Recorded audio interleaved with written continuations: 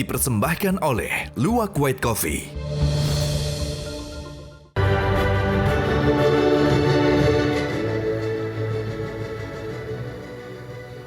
Selamat malam para pemirsa, ketemu lagi di Hot Room dengan saya, Hotman Paris. Heboh kasus Sambo. Masyarakat terkejut dan terbelalak matanya mendengar surat tuntutan jaksa yang menuntut Eliezer dihukum 12 tahun dan mengatakan bahwa Eliezer itu bukan justice kolaborator.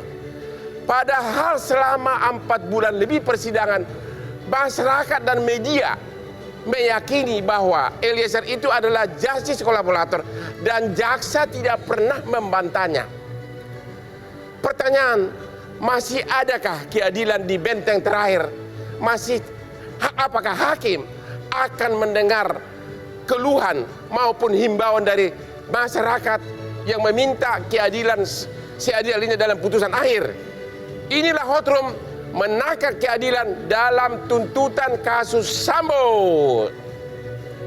Menyampaikan permohonan maaf sekali lagi yang sebesar-besarnya serta pengampunan terutama kepada keluarga dari almarhum Bang Yos, kepada kedua orang tua saya. Maafkan kalau karena kejujuran saya ini sudah membuat Mama sedih harus melihat saya di sini. Maafkan saya, Pak. Karena akibat peristiwa ini Papa harus kehilangan pekerjaan.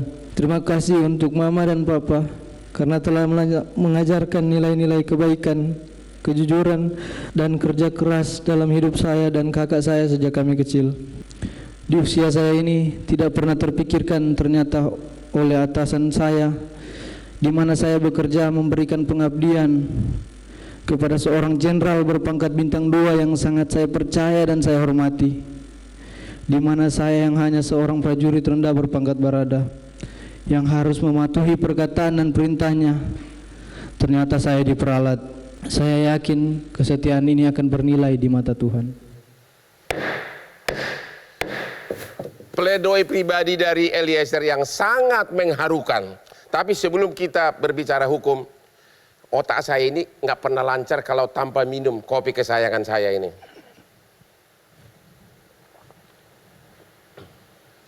Gila, nikmat banget. Pak Jasman Panjaitan. Jasman ini adalah jaksa senior yang sudah pensiun belum? Sudah. Pernah jadi kepala Kejaksaan Tinggi, pernah jadi direktur penyidikan di Kejaksaan Agung. Coba dulu jawab singkat agar masyarakat tahu. Apakah tuntutan jaksa yang menyatakan bahwa untuk Eliezer dapat sebagai GC justice kolaborator harus ada penetapan pengadilan? Itu kalimat salah atau tidak dalam surat tuntutan? Yes or no? Itu dulu, singkat dulu jawab. Salah atau tidak kalimat itu? Kok saya nggak bisa mengatakan salah atau tidak? Karena ya, yuridis formalnya menurut surat edaran Mahkamah Agung nomor 4 tahun ya, 2011 ya, itu ada syarat-syaratnya gitu loh. Enggak, kata harus ada penetapan hakim untuk menetapkan siapa justice kolaborator, ada nggak undang-undangnya? Tidak. Kalau sih, tapi tidak ada. Rohnya di dalam surat edaran itu, hakim nanti akan menjatuhkan hukuman yang meringankan. Itu kan rohnya di putusan akhir. Iya. Kalau jaksa ini seolah-olah berpendapat dalam surat tuntutan dari awal sudah harus ada penetapan hakim menetapkan justice kolaborator. Padahal dalam Undang-Undang Perlindungan Saksi disebutkan LPSK, yaitu di pasal 10 ayat 4, LPSK kasih rekomendasi kepada jaksa. Jaksa kemudian membuat surat tuntutan yang meringankan, barulah nanti hakim yang memutus apakah diringankan atau tidak. Di sini tidak ada persyaratan harus ada penetapan hakim. Yes or no? Tidak ada disebutkan di situ penetapan hakim. Ya. Tetapi yang namanya justice kolaborator Ya. itu dia kan pelapor. Ya. Dia melaporkan dulu. Ya. Nah ini sekarang apakah Barada E pernah melaporkan tindak pidana pembunuhan ini kepada penyidik? Oke, saya tidak nanya itu. Ada enggak dalam undang-undang yang mengatakan bahwa seorang justice kolaborator harus dari awal harus ada penetapan hakim agar dia sah sebagai justice kolaborator? Karena kalau saya baca pasal 10A ayat 4 Undang-Undang Perlindungan Saksi tidak ada pasal itu. Cukup LPSK kasih surat ke jaksa, nanti jaksa dalam tuntutannya di peringan, nanti hakim yang akan memutus apakah tuntutan ringan ini akan dikabulkan atau tidak. Tidak ada syarat harus ada penetapan awal di persidangan kepada justice kolaborator, yes or no. Jangan begitu pertanyaannya, yes or no, jangan begitu. Secara perundang-undangan ada nggak diatur? Tidak ada. Rohnya surat edaran itu. Ya. Begitu. Tapi ini kan jelas kalimatnya pasal enggak dong. Ini undang-undang lebih tinggi dari semua. Betul. Coba baca dulu. Ya. Baca. Atau saya bacakan ya. Saya bacakan ya. Pasal 10 AA 4. Untuk memperoleh penghargaan berupa keringanan penjatuhan pidana sebagaimana dimaksud dalam ayat 3 huruf A, LPSK memberikan rekomendasi secara tertulis kepada jaksa penuntut umum untuk dimuat dalam tuntutannya. Betul. Kepada hakim. Betul. Di penjelasan disebutkan atas dasar tuntutan itu nanti hakim akan memperhatikan atau tidak. Ya. Artinya dia berjalan sendiri gitu loh. Tidak perlu harus ada penetapan awal. Betul. Dari hakim. Tidak. Ini kata undang-undang kalimatnya jelas. Jadi apakah Anda mengatakan bahwa surat tuntutan jaksa itu salah? Yang mengharuskan ada persyaratan formal di awal, yaitu penetapan hakim. Itu pertanyaan saya, bukan rohnya secara formal perundang-undangan. Nah, sekarang dari mana tahu penuntut umum bahwa ada rekomendasi itu? Rekomendasi. Jadi kalau menurut pemahaman katanya saya sudah ada dari LPSK. Ada Pak Manajer ada ya? Menurut pemahaman saya, kita sudah merekomendasikan ke kejaksaan. Sudah, jaksa sudah terima. Sudah ada. Ya. Sudah ada surat dari jaksa, dari LPSK kepada jaksa penuntut umum bahwa si Eliezer itu justice kolaborator.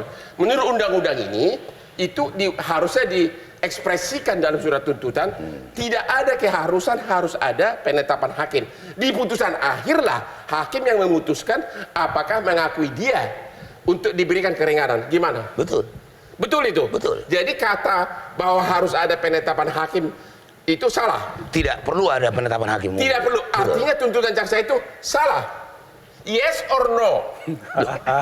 Saya tidak kan Anda bilang kan tadi tidak perlu. Iya. Berarti salah. Loh, tidak salah. Oh, kok tidak salah tapi tidak perlu? Bukan. Ini kalau kita biar langsung. Kalau kita. Bukan begitu, bukan. Jangan, maksud saya jangan di peta kompli kalau tidak begini maka begitu, bukan begitu, gitu loh. Tapi kan pasalnya jelas. Ya. Pasalnya jelas bahwa cukup LPSK kirim surat ke jaksa, jaksa uraikan itu dalam surat tuntutan, nanti hakim akan memperhatikannya atau tidak. Tidak ada persyaratan formal gitu loh. Karena jaksa ini kan mengatakan seolah-olah harus ada persyaratan formal di awal. Itu maksud saya. Ya. Anda tadi mengatakan tidak perlu. Menurut pemahaman saya juga begitu. Bahwa ini seharusnya dari awal. Harusnya ini sudah ditetapkan sebagai JK. Oleh siapa? Oleh penyidik. Oleh penyidik seharusnya. Tapi kan dalam undang-undang mengatakan tidak oleh penyidik. Itu di dalam tuntutan dan putusan nanti. Ya. Itu nanti Bukan. lanjutannya. Di dalam undang-undang ini tidak ada kata-kata LPSK kirim surat ke penyidik. Cuma LPSK mengirimkan surat rekomendasi justice kolaborator kepada jaksa agar dalam surat tuntutan dipakai sebagai dasar untuk memperingat dan nanti oleh hakim akan dipertimbangkan. Tidak ada persyaratan formal. Itu pertanyaannya. Jadi Anda mengatakan tadi secara formal memang tidak ada. Tidak ada secara formal. Tidak ada. Iya. Pertanyaan kedua. Sambo seumur hidup. Ya. Eliezer 12 tahun. Anda sebagai jaksa senior, terlepas dari justice kolaborator atau tidak, apakah itu putusan fair? Sekiranya Eliezer itu tidak membuka kasusnya, sekiranya dia menutupi, harusnya berapa tahun untuk Eliezer? Sekiranya dia bukan justice kolaborator. Karena dia juga adalah pelaku utama. Oke. Dia menembak 4 kali. Ya. Mengenai sasaran di dada sebelah kiri. Ya. Ya, dia termasuk player. Ya. Dia termasuk pelaku utama gitu. Termasuk pelaku utama. Dan menurut Anda, apakah pelaku utama itu berhak untuk justice kolaborator? Tidak. Karena memang itulah diatur di dalam surat edaran nomor 4 tahun 2001. Mahkamah Agung. Bukan pelaku utama. Jadi sekiranya Eliezer itu tidak kooperatif, harusnya berapa tahun hukumannya? Tidak kooperatif. Artinya tidak ikut membantu penyidikan sehingga harusnya berapa tahun? Sama dengan Sambo, seumur hidup. Kalau Anda jadi jaksa. Persoalannya sekarang, niatnya pembunuhan ini siapa? Dari mana? Ya. Kan itu kan? Kan dari mana ini datangnya niat untuk membunuh itu? Tapi kan Anda udah tahu dari fakta di persidangan. Ya, menurut analisa Anda gimana? Tentu berbeda. Ya. Tentu berbeda. Harusnya berapa tahun Eliezer kalau sekiranya bukan justice kolaborator? Jadi bukan berapa tahun begitu, Pak. Kira-kira. Oh, kalau gitu. Tidak bisa. Kalau gitu saya balik pertanyaan. Masalahnya saya balik pertanyaan. Dengan Eliezer sekarang kooperatif. Pantas nggak 12 tahun? Pantaskah dia 12 tahun? Dituntut. Dia sudah membuka. Pantas nggak 12 tahun? Pantas. Kenapa? Ya, dia mematikan orang kok. Tapi kan dia sudah bekerja sama. Sudah tanpa dia kan kasus ini nggak terbongkar. Kata siapa? Kata fakta persidangan. Loh, dari awal memang sudah memang begitu. Jadi kasus ada itu. yang pensiunan jaksa mengatakan walaupun dia sebagai justice kolaborator 12 tahun itu pantas. Persoalannya kenapa dia terlalu tinggi dengan PC? Itu aja persoalan. Itu yang menjadi masalah di dalam masyarakat. Persoalannya kenapa Eliezer 12 sedangkan PC hanya 4. Ya. Oke, kita istirahat dulu. Sesudah yang berikut ini.